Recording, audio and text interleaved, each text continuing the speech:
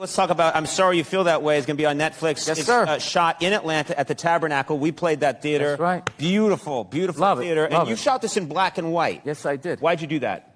I love black and white, and I love stand-up, and I always think stand-up looks cool in that. And also, I'm not a big fan of HD TV. I liked it when it first came out, but somewhere along the line, it's just gotten too clear. It's like you're watching, you can see people's pores and the cartilage in their nose. I don't need it to be that clear, and I just feel like stand-up is like, it's got to be a little grimy, a little dirty, and I, in general, don't like the way they shoot most of the stand-up specials. Like, it always cracks me up when they have, like, a jib camera. That's that one, like, swoops in, like you're swooping in on, like, jokes. Like, it's just like, I don't know why you need to do that. It's stand-up comedy. It's this great art where it's this little thing that is going out to all these people, and they shoot it like the Bourne Identity. I don't understand why. Well, I'm Sorry You Feel That Way premieres tomorrow on Netflix. Bill Burr, always funny. Thank you, so much. We'll take it back. We'll be right back. Actually, Nerd Jesus died in the last year, right? Steve Jobs. Yeah, he died, right? I know. A lot of nerds here tonight. I know, you're sad. I didn't get it. I didn't get the big deal they made about that guy. When he died, they were like, he changed the world. That was insane. He changed the world. The world was one way, and then Steve Jobs came, and it was another. What did he do? Somebody, for the love of God, what the fuck did that guy do? What did he do? He told other people what to invent? I want my entire music collection in that phone. Get on it! Right? And then these poor, nameless, faceless scientists got to go in a back room and figure it out. How the fuck are we going to get all of this into this? I mean, what year does this guy think this is? This is crazy. This is like Buck Rogers. Dude, my kid has a birthday in like 11 months. Steve Jobs just walking by. I don't hear any thinking going on in there. Just strutting around the office, eating some pretentious fruit like a pear, right? Just throwing out ideas. Well, there's another one. There's another one I just came up with on the way to work. I was reading a magazine the other day, turning pages, you know? I like to turn pages on a screen that aren't even there. Yeah, wrap your fucking heads around that, guys. See you in 8 years. Where you going, Michael? Big, little, get on it. Right? And all these people slave away to make his vision come true. And then they have the big nerd fest, right? Down there, Comic-Con, and all their nerd mecca. They're all showing up with their Acne and their Hulk shirts, limping into the arena, right? Does Steve Jobs go out with a whole chorus line of scientists? No, he goes out there by himself. Sneakers and no belt, like it was no biggie, right?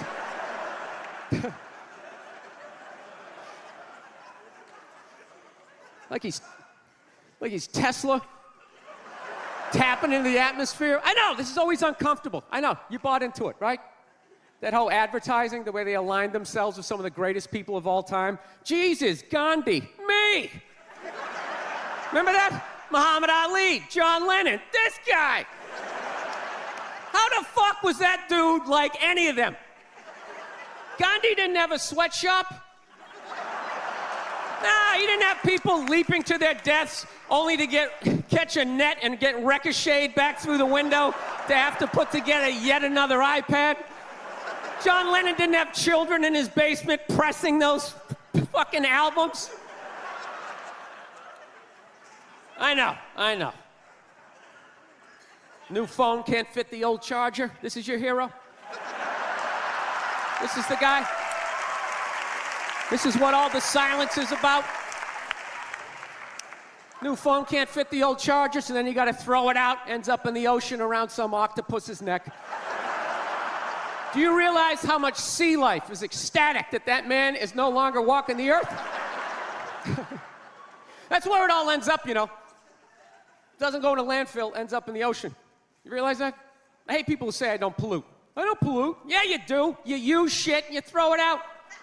What, do you think because you put it in like a basket, it just poof, disappears? Everything he ever used is somewhere. You ever think about that? Remember that flannel shirt you bought back in the day when you got into Pearl Jam? That's out there somewhere. Probably on some porpoise's face. He's trying to get it off. Stupid little flippers. All the fads. You remember rollerblading? Remember that? Everybody had them. We set up cones, we did little tricks, right? One little homophobic joke killed that entire fad. What's the hardest thing about rollerblading? Telling your parents you're gay. Full-grown adults. Dude, I'm not gay. I don't have the cooties. These mean I suck dick. And they just threw them out. They end up in the ocean. They're made out of plastic. They can't biodegrade. They just break down to little cubes. Fish are breathing them in. 6 months later, you're going out, you're getting sushi. You think you're being healthy. You're eating your old rollerblades. All right, I'm out of time. You guys are great. Thank you. Thank you, thank you. What's it like to be a comedian in 2016? It's the exact same way as it was in 2006 and in 1996. It's a completely exaggerated.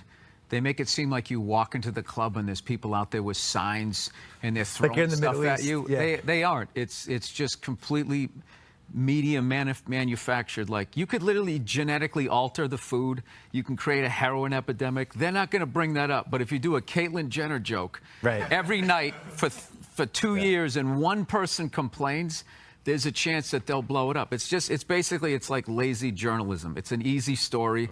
And, you know, and then the people who get offended they're childish people. They're not adults. Because they'll sit there and they'll let 100 subjects goes by and it's all a joke, and then it gets to their neck of the woods, and then all of a sudden it's a statement, and you're up there like, you know, getting legislation enacted for some sort of law to make their life more miserable. Whatever their point. Conventions, Republican convention, Democratic convention? No. I think if you watch those, you're an idiot. I don't understand why you would sit there wasting your time. They all say the same thing. They're all like, you know, over the last 4 years, everything good that happened was because of us. And we would have done more good stuff if it wasn't for those guys. And then the Democrats go, oh, we did all the good stuff. It's like you're all working for the same guy. They bet on both horses, and then it just kind of goes. You know, it's not for you, right? You vote for that guy that says, like, there's a meteor headed right towards the planet. That's the guy you vote for. You go with the psycho, because there's no way there's any corporate money behind that guy, right? Like, that guy is going to come on TV. He's going to come on TV, like, reading files from the Pentagon. Like, you know what else they're doing? Like, just freaking people out. Wow. Yes, I did. Did you pay attention to the election? We got a new mayor here. Bloomberg is out. I didn't even know there was an election. I honestly don't. I don't pay attention at all. You know. It's funny. Bankers get bonuses of any way. The upper echelon get from like 10 million up to 100 million, and the president of the United States makes like 400 grand a year. So right there, I watched enough wrestling to see a rigged game, and you know, there's like people with YouTube channels making as much as the leader of the free world. So I just think he's set up to be bribed, and you act accordingly. So basically anybody who comes at me going these you know, the conservative right, or these liberals, like, I just zone out. I can't even talk to you if you're actually still looking at it like those are two choices that you're getting. You're not. It's the same. Once you get past a certain level, it just seems like it's you know, all the same. Yeah, you've jumped in the river, and you act accordingly, or you get that convertible ride in Dallas. What did he do? He told other people what to invent? I want my entire music collection in that phone. Get on it! Right? And then these poor, nameless, faceless scientists got to go in a back room and figure it out. How the fuck are we going to get all of this into this? I mean, what year does this guy think this is? This is crazy. This is like Buck Rogers. Dude, my kid has a birthday in like 11 months. Steve Jobs just walking by. I don't hear any thinking going on in there. Just strutting around the office, eating some pretentious fruit like a pear. Right? Just throwing out ideas. There's another one. There's another one I just came up with on the way to work. I was reading a magazine the other day, turning pages, you know? I like to turn pages on a screen that aren't even there. Yeah, wrap your fucking heads around that, guys!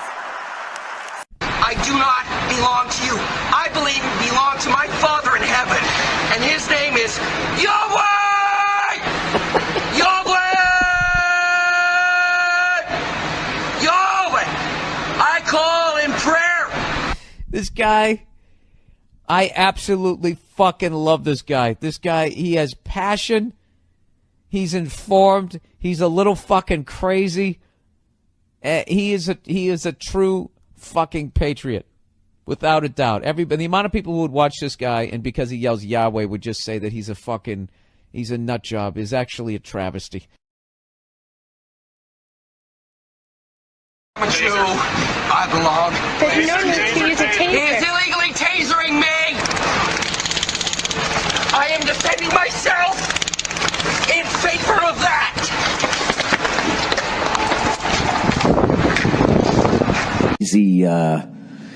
An easy spot to be in, you know, and I stayed true to who I was, an uninformed jackass who can't fucking read out loud, who's into conspiracy theory. I talked about Hillary dressing up like a yak and fucking people under a mountain. I talked about Trump being a dope and that whole ridiculous shit about building a fucking wall. I trashed them both equally, but, you know, people who vote for colors, right? You got a blue tie, you can say nothing wrong. You got a red tie, you can't do anything wrong, right? I got so much fucking shit. It's so amazing how people hear things. My point in all of that was like, you know, it'd be kind of cool if we all just stopped yelling at each other. All right? All right, if you want to hear my fucking theories. So I've been seeing this girl recently, this black girl, right? She lives up in Harlem, you know, gone out like 3-4 times, you know. First time we hung out in like the Village area in New York, you know, which is sort of like a racially mixed area. So shit was cool, you know what I mean? Second time we hung out was more like Midtown, you know. Then the third time, she called me at like 3:30 in the morning, and she wanted me to come up to her apartment, right? So it's 3:30 in the morning, she lives in Harlem, I look how I look, so it's a fucking situation. Yeah, because you know the deal, right? Basically, a white dude feels comfortable up to about like 98th, 99th Street, you know what I'm saying? The second the streets start getting into like triple digits, like 100, 101st Street, start getting like a little asthma, like, oh, fuck, it's starting to get a little high up here.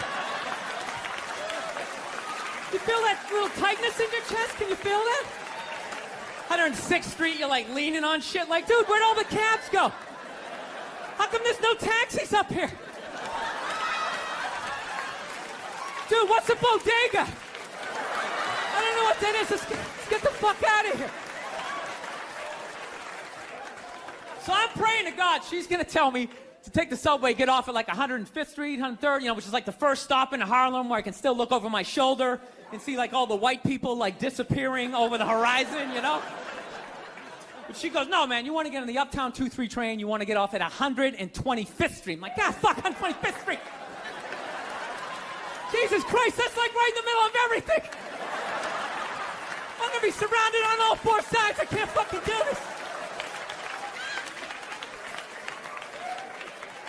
So, at this point, I'm really trying to hide like the bitchy tone that's starting to creep into my voice, you know? And I'm trying to ask for really specific directions for when I get up there, because I want to know exactly where I'm going. So she starts naming the streets I have to go down, and every other street up there is named after like a black leader, you know? She's like, make a left on Adam Clayton, take a right on Frederick Douglass. I'm like, God, fuck Adam Clayton. Yo, dude, go on the internet, look up Adam Clayton. Did he kill a bunch of white people during the slave revolt? Dude, I ain't going up there till I know what Adam Clayton did. Fuck this shit. So at this point, I'm really having a battle with myself. Because I'm thinking I can't do this, right? I'm like, I can't do this, but my dick's going, no, come on, man, we can do this, all right? Just relax. Pull yourself together and get on the goddamn train, right? So as always, I listen to my dick. Oh yeah, I get on the train. By the time I get up there, it's like 5 or 4 in the morning, right? I'm staying on like Malcolm X and like Danny Glover or some shit, right? I don't even know where the hell I'm at. When I see the street I want to go up, I want to go up St. Nick. I can literally see her apartment building, but there's like 5 or 6 black dudes standing right on the corner, right where I want to walk by. So I'm like, fuck! I felt like I was on like some reality show at that point, like some sort of like white guy survivor. It was ridiculous. So I'm thinking, I gotta walk right by these guys, right? You know what's funny? I think that they were actually more surprised to see me than I was scared, you know? And I was really, really scared, you know, but I'm also really, really white, you know? Like, shockingly Caucasian. You know what I mean? Like, if you're not ready for me, I can, like, surprise you. No, especially if you live up there. You've probably seen a white person for hours, possibly days. So when I show up, it's almost like magical. Like a leprechaun came out of nowhere, you know? Felt like I should have like a little pot of gold, like a rainbow behind me. Top of the morning to you, latte. Kind of danced my way past them. But it's been going all right, you know? Once I get in her apartment, I'm fine, you know? I relax, sit down, you know, watch a hip-hop countdown. Pretend like I know the groups, you know what I mean? It's just getting there that's a fucking pain in the ass. But, you know, I don't get mad at it, because I figure, you know, black dudes got to go through the same shit, though, right? When you go out to the suburbs, go fuck a white girl, right? Just that same awful feeling of just leaving your people behind, you know, just less and less of you as you're fucking driving out there. Probably start off lean and you're all fucking cool. 20 minutes in, you're driving like 10 and 2, the radio's out, like, dude, I don't like this shit. I don't like this shit at all. There's too much grass, I don't see any rims. This is fucked up. None of the windows are tinted. I can clearly see white people in every car. This is fucked up. Listen, you guys were awesome. Thank you so much for coming out. God bless you. Thank you very much. I don't know what it is. I don't know what the fuck is going on. But I think white women started it. I don't know. I'll probably get canceled for doing that joke, you know? How stupid is that cancel thing? Plowing ahead. Let's talk white women here, shall we?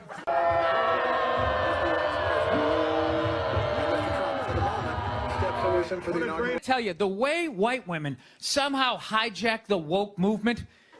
It's the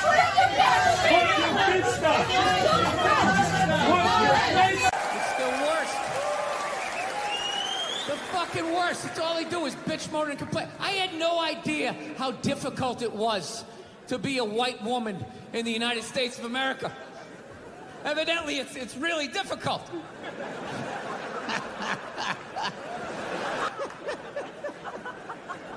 Just to refresh your memory, the woke movement was supposed to be about people of color not getting opportunities, the at-bats that they deserved, finally making that happen. And it was about that for about 8 seconds. And then somehow, white women swung their Gucci-booted feet over the fence of oppression and stuck themselves at the front of the line. No, it's unreal. I'm really fucking annoyed how white women have the fucking balls to throw my white privilege in my face, you know? You are fucking white male privileged assholes. I'm calling the police right now. What you are is a racist motherfucker as well. I've never heard so much complaining in my life from white women. My life is so hard with my SUV and my heated seats. Trash and white guys, the nerve. Where's the camera? The nerve of you white women. All you are just a bunch of misogynistic motherfuckers. Take your male privilege somewhere else. So why don't you shut up, sit down next to me, and take your talking to? Yeah, quit your fucking whining. No, one of my fantasies is I want to drive by like a woman's rally and just say the most sexist shit I can think of, just to watch them lose their minds. You know, just drive by real slow and be like, yeah, why don't you get back in the kitchen where you belong? No, because they're aggressive and they're controlling and they want to run shit. And that's because that's the thing where, like, if you really look at their agenda, when they say the future is feminine, that's not inclusive. And they're all about, oh, make this more inclusive. It's like, no, let us in so we can take it over and then we'll push you down. Is the psychology of the kind of person that goes after that, someone that's after, like, power. I'm not saying the average woman is like that. My wife is a feminist and she's into, like, inclusive shit. But, like, people who are spearheading stuff. Yes. Like, those people are wired the same way, like, you know, I mean. A dominator is. Yes. Yes. Yeah. And there's going to be no room for you. It's going to be like, think the way, like, a lot of that so-called progressives, extreme left is Think the way we think, say what we say, or we will fucking destroy you. No means no, that's another one. No means no. It's like, no, it doesn't. All right? Look, no means no. No, that means no. All right, but no, stop it. What are you doing? Oh my God. You're being so bad. Stop it. No. Yeah, that's not a fucking no. That means I want to do it, but I'm afraid you're going to judge me, so I'm just going to make it look like it was your idea so you don't figure out that I've already performed this act with 40 other fucking people. Right? But then you go to court and you get a bad read and there's some guy reading it. Your Honor, she said no. Stop it. What are you doing? You're being so bad. Yeah, and you're just sitting there like, she didn't fucking say it like that. She didn't say it like that. Yeah. So now everybody's just like scared shitless. You know? Because I guess if women ran the world, there'd be no war. Evidently, there'd be no due process either. So you just gotta sit there going,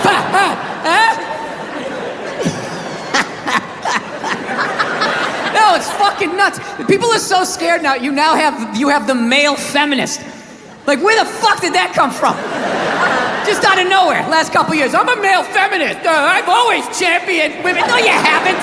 You haven't. This shit came out and you're fucking scared. You did something. You grabbed some fucking titties. What the fuck did you do that you have to overcorrect that fucking hard? What kind of a man who still has his balls is walking around saying that he's a male feminist? I'm a male feminist. I totally see the way you see the fucking world. It's impossible as a man who was raised right.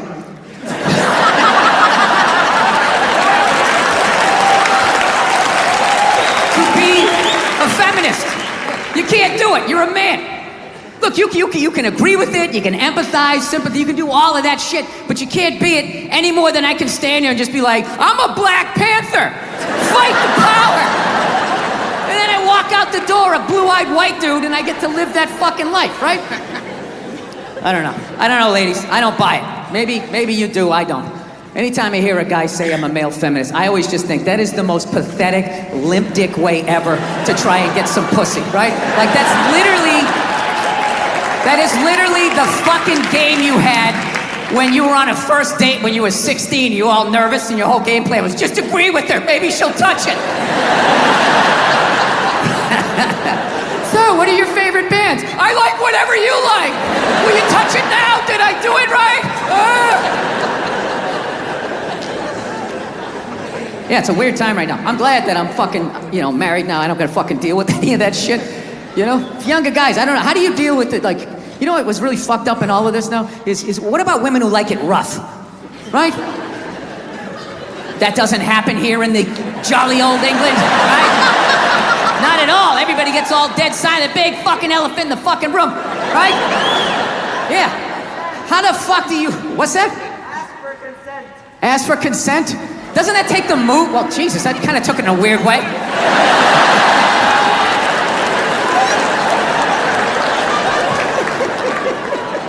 Dude, whatever the fuck I was saying, however you heard it, that's not what the fuck I'm saying, all right? I really listened to this Me Too movement. I think for the first time in my life, I'm gonna ask for consent. I'm really gonna do it this time. I've been feeling...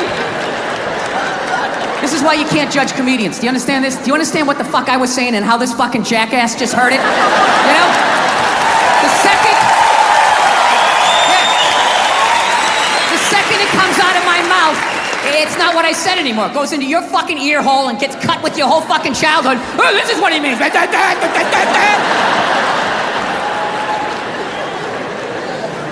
Sir, if I could get along with my point, if you wouldn't mind that. No, like fucking women who like it rough. Like, that's gotta be so fucking weird. I remember when I was a single man, long time ago. A lot of hair ago, right? Still wasn't a good look, but I was single. I was out there taking some at-bats. I remember that shit. You meet a woman, when it started going down that road, like you knew you were gonna hook up, what you try to do, you try to get a jump on it, right? You try to figure out what they liked in the bedroom, because you wanted to satisfy them, because there's nothing worse than if you don't satisfy them, and you know they're gonna tell all their friends, and then you gotta fucking move, and now there's social media, you got a fucking nickname, it's a nightmare. So you just try to, you try to do, a little fucking intelligence, you'd be sitting there hanging out, just being like, yeah, so, what are you into? What do you like to do, right? One night I asked this woman that, she set her drink down, she looked me right in the eye, she's like, I like to get fucked. And I knew what she meant. I was like, all right, this is gonna be one of these. Okay, here we go. We're gonna have to go hard on this one, right? We had a great fucking time. Now, I don't know how I would hit today. I would just be like, all right, I know what you want to do, but like, you're gonna have to do it. You understand? Like, I'm just gonna stand here and then you just back into me however hard you want. You control how hard you're backing into me. Then I'm gonna lay my hand on your shoulder. You can put your ponytail in it.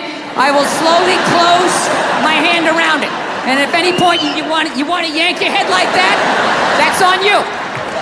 My other hand will be just to the right of your right ass cheek. If you want to do one of those, that's fine. But I am not doing anything. I'm just gonna stand here like a giant fuck stick. And you just have at it. You just have at it. Yeah. Do you know what's hilarious about sexual assault?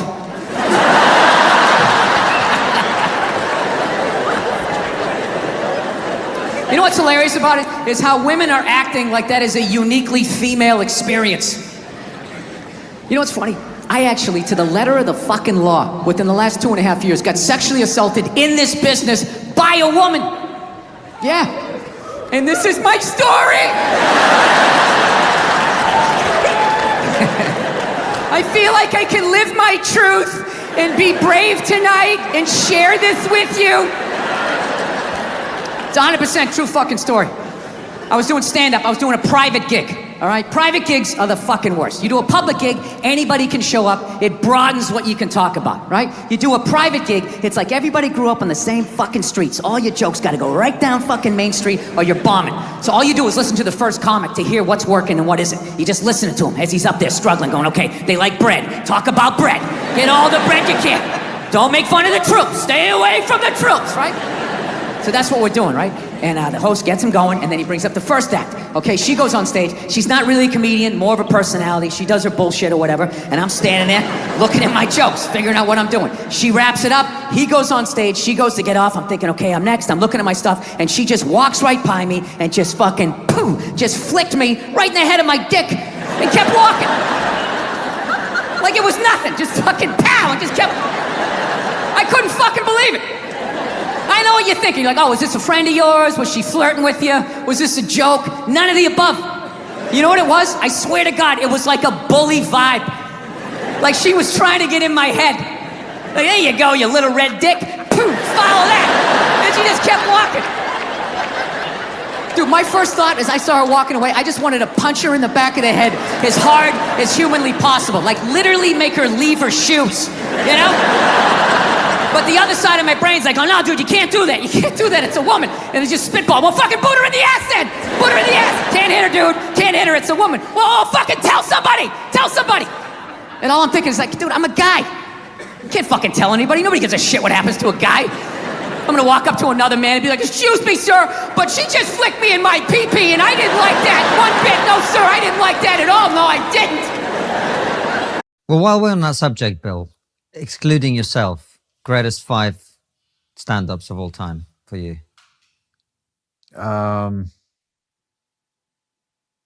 It's funny you said excluding yourself. Whenever I watch rappers, they always go like, "So-and-so, me." I thought I'd make it easier for you. Just get yourself out of that. It's so fucking funny. It's like nauseating, the narcissism, and then there's something about the honesty of that I love. Well, I'm obviously fucking amazing. But you know when Kanye does it, you go, yeah, that's fair. You could, that's legitimate to put yourself in the top 5, and he definitely would. Yeah, and there's something about it's fun. Yeah, it's fun to listen to somebody talking shit about themselves. Top, what do you say? Top 5? Top 5 all time. Okay, Pryor, Carlin, Joan Rivers. This is where it gets hard. Like, who am I going to put in? Like, I just love so many people.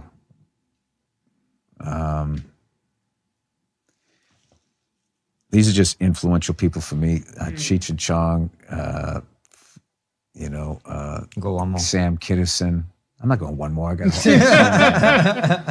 He's going to give us the top 50. You know. Yeah. I only don't throw Patrice in there just because I knew that idiot. And it would bug him. Yeah. It would bug him if he heard me and if I put him in or if I didn't. But, you know, Mitch Hedberg, Doug Stanhope, Joe Rogan. And this is why I hate doing this. Mike Epps. I know I'm going to forget somebody. Chappelle? Oh, obviously, Jesus Christ. I'd love it if you said, nah, not Oh, him. Jesus Christ. It's hard to do people that are doing it right now because Yeah, you're of making me course. like look Yeah. back. Yeah. Yeah. Obviously him. Jesus Christ. Me doing that is literally like when the guy wins the Oscar and he forgets to thank his wife or his mother. The fuck did I forget, Dave? Yeah. You know, there was a few guys that I saw that were like no-brainers. Yeah. Dane was one. Like the shit that he gets through, the level that guy was killing. Dude, he put the fear in God in guys that have been doing it for 20 years. We used to do Dick Doherty, rest his soul, his comedy clubs and all, like, you know, Drake at Mass and all these places. And Dane would have the headliner like pacing in the back.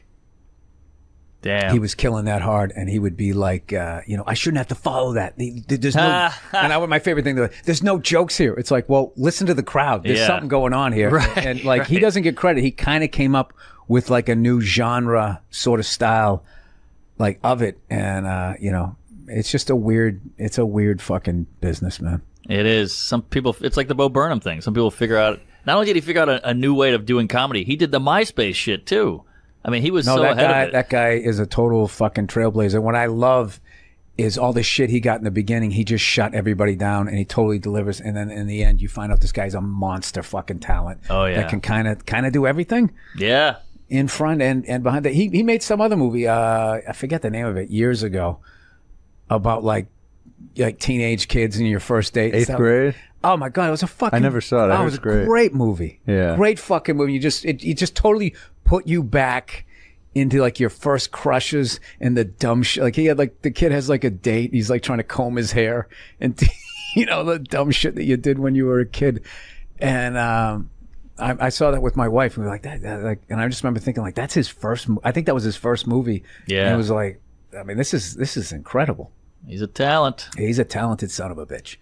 It's interesting. People never say Kinison. I think people have forgotten Kinison. Chris Rock said Kinison was a lost. Yeah, Chris what about Rock? I Rock? didn't What say about Chris Rock? Rock. Jesus Fucking Christ. hell. Well, some of those guys, it's like you don't need to say it because they're like, oh, I got to throw somebody in there that, fucking Jim Carrey. Yeah. Dude, Jim Carrey being Tony Clifton, imitating reenacting the Kennedy assassination is one of the greatest pieces of physical comedy you're ever going to fucking watch. Quick impression, John Kennedy.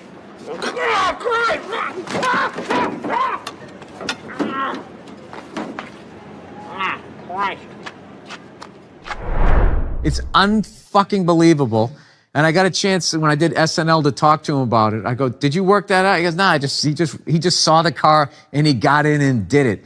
And it's just like, that's just things just like, fuck, I gotta work hard. Yeah. So there you go. We did it. We talked fucking world politics right down. I know there's other people. George Gobel I liked. Gonna go back to the old school guys. George Gobel. Rodney Dangerfield. Oh my God, Rodney! Come on. Yeah, so good. There's too many of them. There you go. Bill's favorite 5 stand-ups. Yeah. Bill Cosby.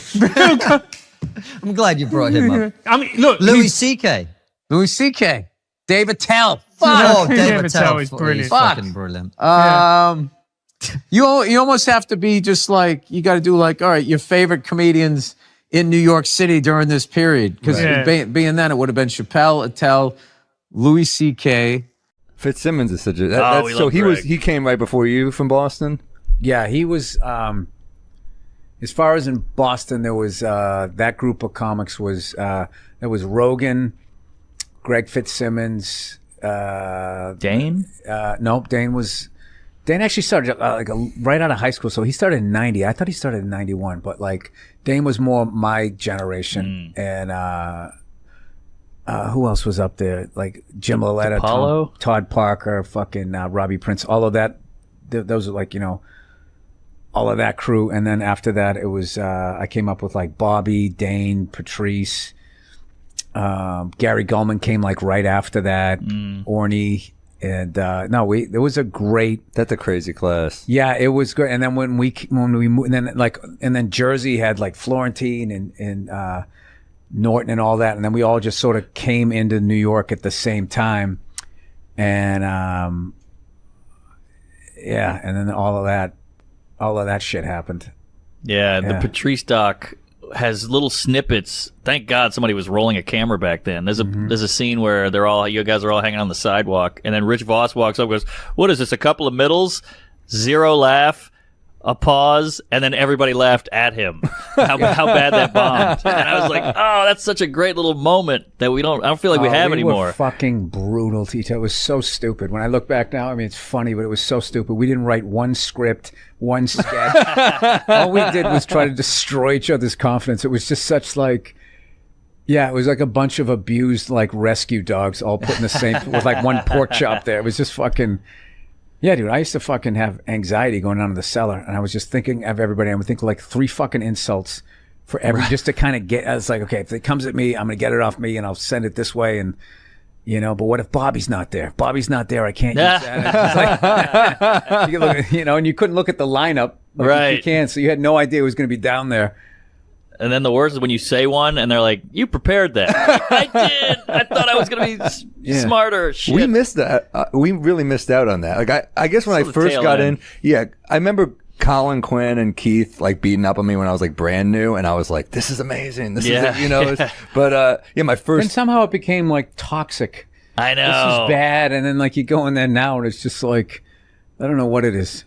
Yeah, it's not. I mean, I'm not going to romanticize like it was all, because I was comics going to me like, why do you sit down there? Just go down and do your spot.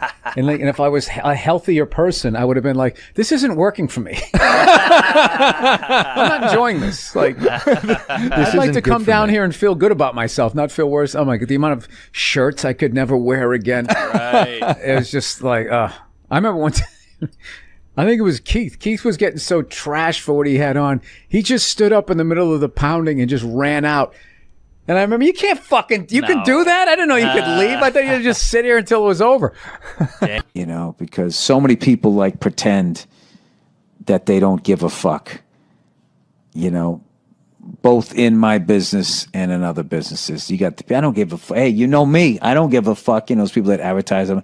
Like, that guy clearly, in the best way, didn't give a fuck. He really cared about people and stuff, but like he did what he wanted to do.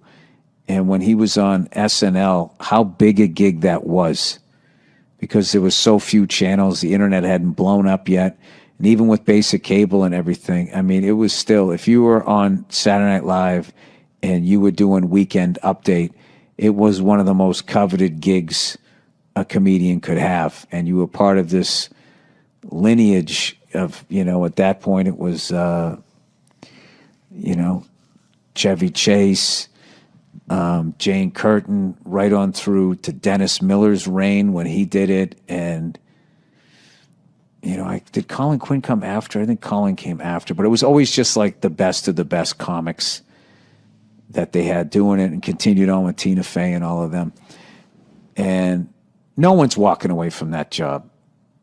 And if some suit at NBC tells you they don't like the jokes you're doing and be funnier, you know, you're shaking in your, I'd be like, oh, fuck, you know, I'm going to lose this big gig. I don't want to get fired. I don't want to piss these people off or whatever. I guess he was doing all those OJ jokes, and somebody, I forget how the story went. There was somebody there that knew OJ or something, and was telling Norm to back off and move on to something else. So what does Norm do? He just doubles down and he just does even more OJ jokes, which is like, you know, the balls that took to do that. And he ended up losing the gig. He got fired. And people loved him and he was fucking hilarious, but he, you know, he didn't back down to the big fucking guy over there, and he ended up losing the gig. So, you know, as luck would have it, I think it was Dirty Work, came out like a year and a half later or so.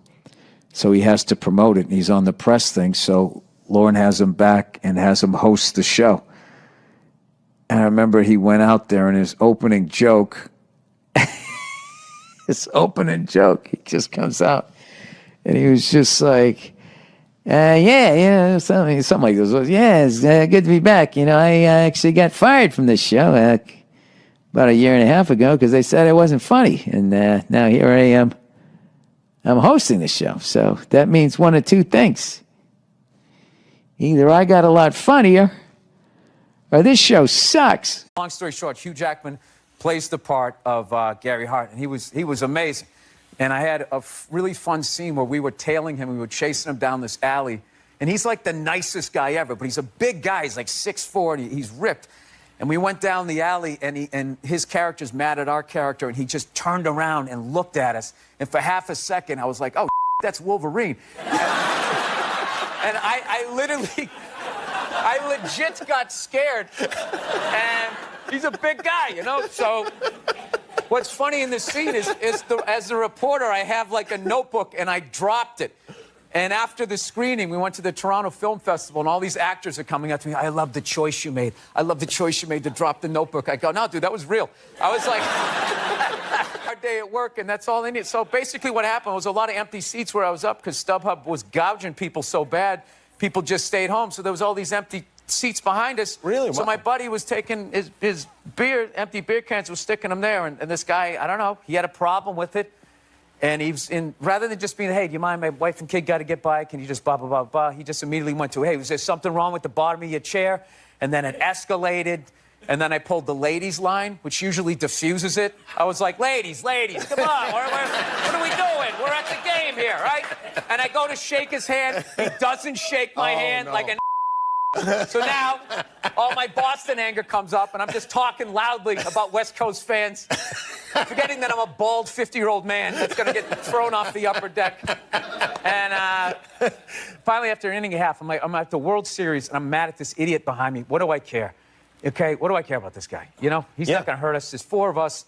You know, he was like 80 pounds overweight, so what's he going to fall on us? Like, that's the best thing he's going to do. So I went down to get a beer. When I came back, he was mean-mugging me the whole way up. Oh, really? He's with his wife and kid. He's sitting there, you know, looking like he just got out of Denny's, and he's looking at me like he's going to do something.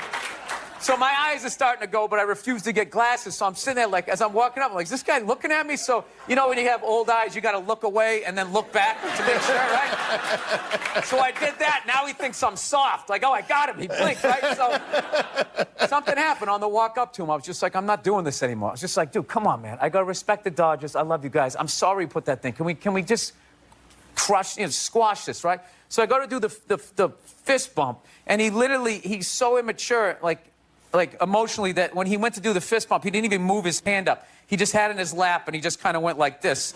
You know, you're like when a toddler goes to wave for the first time, they don't lift their arm up, they just imitate you like that. Like, he did that, and I did the fist bump, and then we were fine. So I think I figured something out. What? Because there's an overlap with Irish guys and Mexican dudes as far as like a disconnect. Like, you have like this anger, and like, I think, like when you meet a 40-year-old Mexican dude, you got to do the math. That's like meeting a 60-year-old Irish guy in therapy years. Like, they're even more hardcore. Dude, they'll literally stand there, face 10 people with flamethrowers and not even flinch. Be like, what? I'm not backing down. So you have to give them, you got to give them the out. So I gave him the out, and then I squashed it. And then even my buddy, the English Boston guy next to me, afterwards, he walked out. He was just like, dude, how did you do that? How did you do that? It's just like, well, you know, I've been married for 5 years, losing fights all the time. So I've just learned. Christina, congratulations on the baby. You just had the baby, right? Yeah, little Friday morning. Friday morning. I did. My wife did. I didn't do anything. I felt unbelievably useless. I was in total panic mode. When I dropped her off at the emergency room, she goes, all right, you got to go park the car down in in the spot, and I swear to God, I was in such fight or flight. I was driving down there, this voice in my head just said, just keep going. Just keep going. Just drive away. Which of course I wouldn't, but I started laughing. Isn't there like a Bruce Springsteen song about that? Going out to get cigarettes, and there's something hilarious about people abandoning their family, where like, I just can't imagine like the hell that you would be in to do that move, but just knowing you were gonna do it, like the level of excitement that you would have before, like, okay, I'm gonna go get some cigarettes, and I'm never gonna see you people again, your mother-in-law, all of this stuff is over. I'm a loner, man. I don't like people. So, Yeah, you're not lying. I don't. Yeah, I know. This Fifth Avenue during Christmas time, the thoughts that go through my head. The thoughts that go through my head. I just want to chop that tree down and watch it land on people as I walk over their head. No! I do. That was the holiday season. No. You knew I wasn't going to stick to that. I was trying to be happy. I was trying to be happy. I was trying. We tried. We tried. Oh, you played drums. Oh, that was fun, wasn't it? It went right in the tank. Yeah. Right in the tank. I got to trash people or it doesn't work. Can women be funny? Yeah, of course. Some people have a hard time saying yes, though. There are a lot of angry young men on the internet that are like, women can't be fun. Will you guys just fucking grow up and just sit down and write your own horse shit and come up with it? Start your own fucking show. Have your own award show. Quit waiting around for other people to do shit for you. That's the fucking problem. If you guys had your own big club and I was standing outside of it, you'd never fucking let me in. I'd start my own shit. You guys got to start your own shit. You got brains in there, right? Yes, absolutely. So write your own shit and quit your fucking whining. We're all eating a giant shit sandwich out here. Nobody cares. I don't care. Absolutely, but I'm an entrepreneur. I'm a white person. The fuck up. It makes no difference whether you got a dick or a twat. All right? Just do what the fuck you want to do, and hopefully people respond to it. But this fucking horseshit of quotas and all of this crap become undeniable. Well, when was the last time you went on stage and you killed so hard the person after you bombed? If you're fucking doing that on a regular basis, people are going to notice regardless of what you have between your legs. Yeah. All right? Thank you, and God bless the United States of Canada. Yeah. This isn't some Republican rant either. It's just kind of first ladies in general. You know, I don't know what it is. All throughout my life, with each presidency, like these first ladies, they've just gotten more and more like chatty. You know, more and more chiming in, like leaning into the frame, spitting out their ideas. It's just like, well, why are you talking? Right? You weren't elected. Shut up. Your husband's not running a lemonade stand here. He's running the country. You don't just chime in. Let me guess, is this considered sexist? It is? Why? Well, okay, you just nodded there, lady. Let me ask you this, all right? Let's say you had a leak in your house, okay? You call a plumber up. He shows up, and he goes, yeah, I think the leak's coming from the upstairs bathroom. We need to shut it up, blah, blah. Then all of a sudden his wife walks in, who isn't a plumber. And then goes, hey, you know, I'm actually thinking it's kind of wouldn't you be like, with all due respect, shut the up. I need a plumber in this moment. I'll extend an olive branch here. All right, at some point, there's going to be the first female president, right? Exactly. Which means at that moment, you're going to have the first male first lady, right? And when that happens, that dude needs to shut his trap. I don't want to hear a word out of him. I want to hear from the president. You, sir, go do some first lady stuff, all right? Go get yourself some gloves that go up to your elbows. Smile and nod during speeches. Go put your own flair redecorating the White House, right? Which leads you to Michelle Obama, right? Now she's sitting there holding up those hashtags. Remember that hashtag, bring back our girls? Remember that? It's like, it blew my mind. It's like, why are you showing me that? I'm a stand-up comedian. Like, what am I going to do to get those girls back? Why don't you look across the dinner table? It's like, you see that guy? That is the leader of the free world. Tell him to pick up a phone, call some Navy SEALs and solve it. What am I going to do? Show up with a sharpened mic stand? Hey, Michelle said to bring him back. No, it's unreal.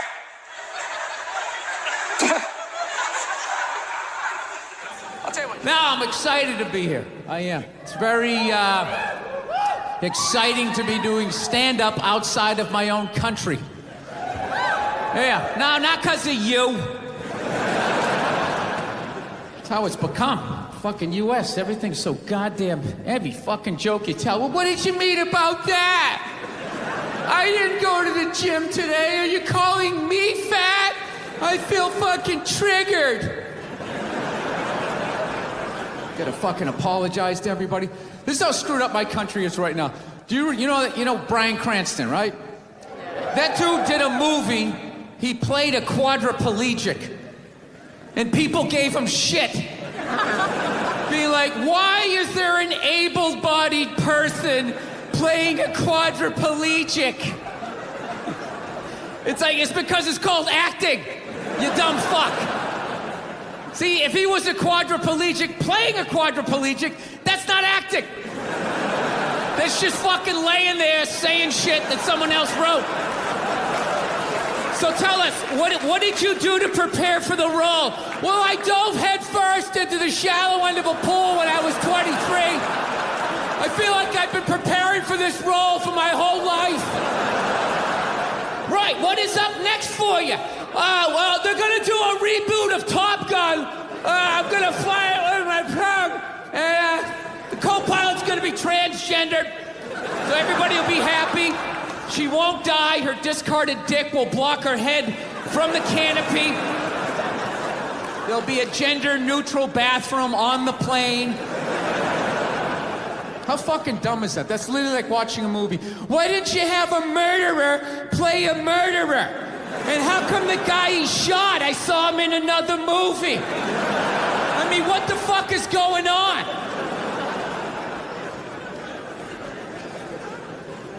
No, I don't know what it is. I don't know what it is. I don't know what the fuck is going on. But I think white women started it. It's the worst. The fucking worst. It's all they do is bitch, moan, and complain. I had no idea how difficult it was to be a white woman in the United States of America. Evidently, it's really difficult.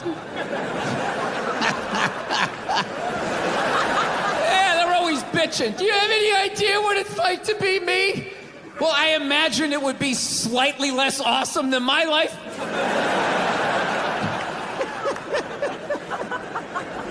What happened to you today, sweetheart, huh? Did they not chill your rosé? You know? Was the trolley not running down at the mall? What happened? No, it's unreal. I'm really fucking annoyed how white women have the fucking balls to throw my white privilege in my face. You know? Sort of separate themselves from these white males with their white male privilege. It's like, bitch, you're sitting in the jacuzzi with me. The fuck are you talking about? Yeah, quit your fucking whining. Look, here's a little caveat here, so you don't think I'm a complete asshole right out of the gate. All right, if you live in some honey boo-boo lifestyle on the Appalachian Trail, you know, your uncle just banged you in the dirt, all right, I can listen to you. Now, one of my fantasies is I want to drive by like a woman's rally and just say the most sexist shit I can think of, just to watch them lose their minds. And I'll just drive by real slow and be like, yeah, why don't you get back in the kitchen where you belong? Just to look in the rearview mirror, watching them flipping out on the road, spinning around like Leatherface at the end of Texas Chainsaw Massacre, like...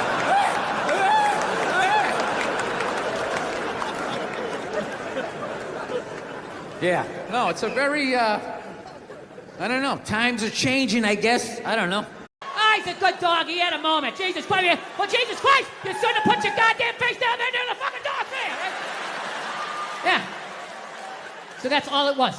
It was like, it was weird. We were like the Brady Bunch meets Lord of the Flies. Like on paper. It was great. It was a station wagon full of fucking, you know, Norman Rockwell. We went to church. We got Dunkin' Donuts. Yeah, that was about the fucking, yeah. So, I don't know. So anyway, we all ended up, my dad was one of these people, like, he said whatever the fuck was on his mind. You know what I mean?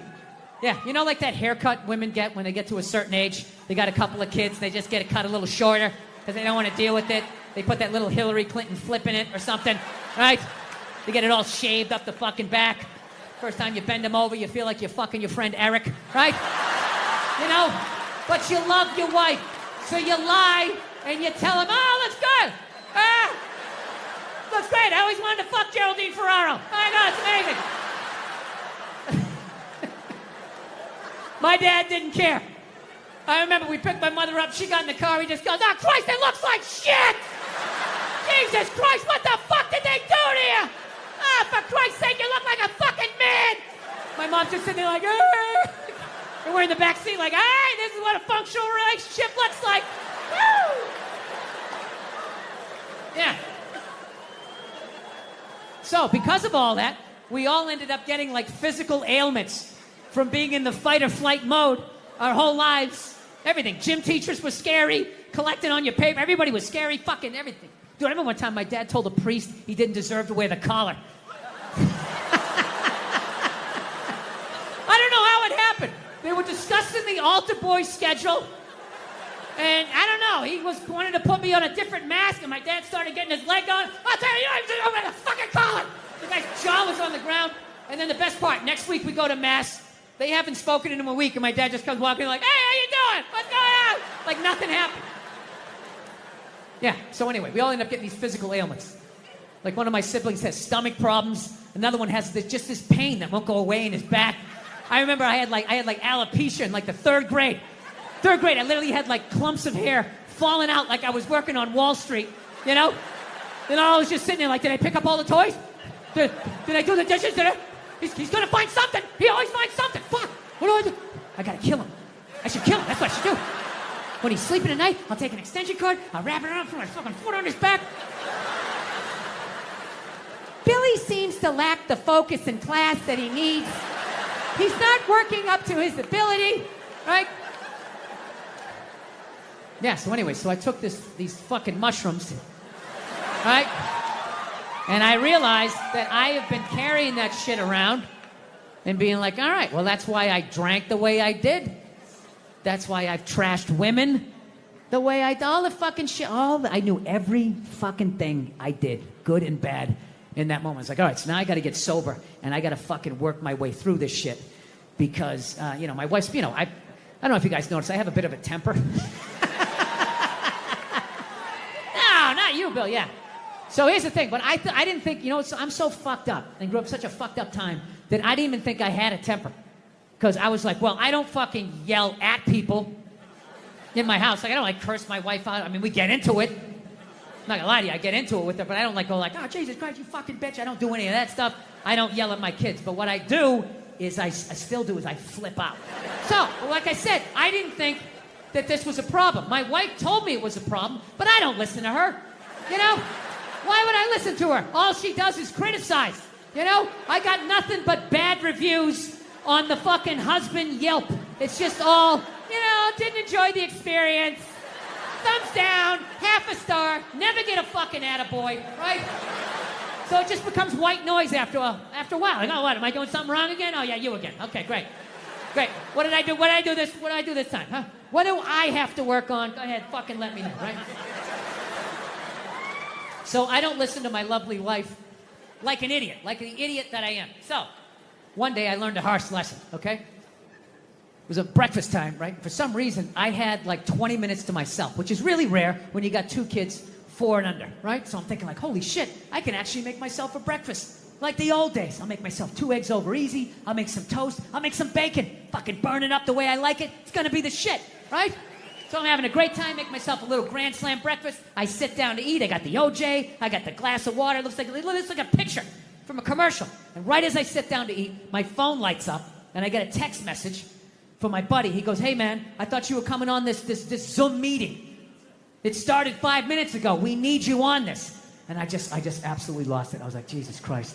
Of course I have a meeting. Of course I have my meeting. Because why couldn't I just have one goddamn cocksucking motherfucking motor to myself? Fucking toast flying all over the place. Flipping the fuck out. And then all of a sudden, my daughter, who was like 2.5 at the time, comes running into the kitchen with big tears in her eyes, just going like, I'm sorry, Dada, I'm sorry. And I was like, oh, shit. So I literally just squatted down. I was like, no, buddy, no, come here. I wasn't yelling at you. Daddy wasn't yelling at you. I would never yell at you. I love you, buddy. Daddy was yelling at the phone, okay? Dad yells at the phone when it says stuff that he doesn't like, okay? Your dad has issues. Okay, I'm sorry, buddy. I would never yell at you. And I could literally feel her tears like drying in my shirt. I was like, buddy, come on. I would never do that, okay? I love you. You still love me? She's like, yeah, yes. And I go, okay, all right, buddy. And then I did that thing. You know, you do that thing with a kid where you turn him around and then you like push him in the direction you want him to go in.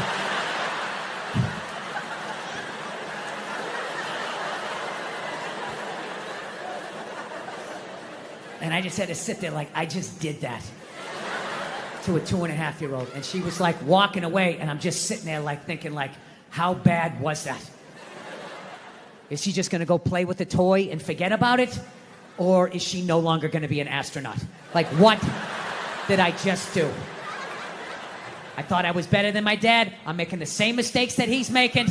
I fucking hate myself. I didn't do the meeting. I didn't eat the breakfast. I just went upstairs. Just wanted to be alone, right? Just want to be fucking alone, you know? But I got a wife, so it doesn't work that way, you know? Especially when you fuck up as bad as I did and as loudly as I did. I knew she was coming down the hall. I knew I was going to have to watch some game film. She was bringing the projector. The screen was going to come down. And I'm literally just laying in there like, please, God, just let her give me 2 minutes. Just give me 2 minutes to fucking calm down. No, she just comes right in, and she's just like, so, you want to discuss that little incident that happened downstairs in the kitchen? And I'm like, no, honey, can you just give me a second? My heart is still on the floor down there. Just give me a second. I know I fucked up. You know, she doesn't give a shit at that point. And she's right. It's her kid, too. So she just wants it. I'll tell you right now, if you think you're going to do this, then fucking ass, and all this shit.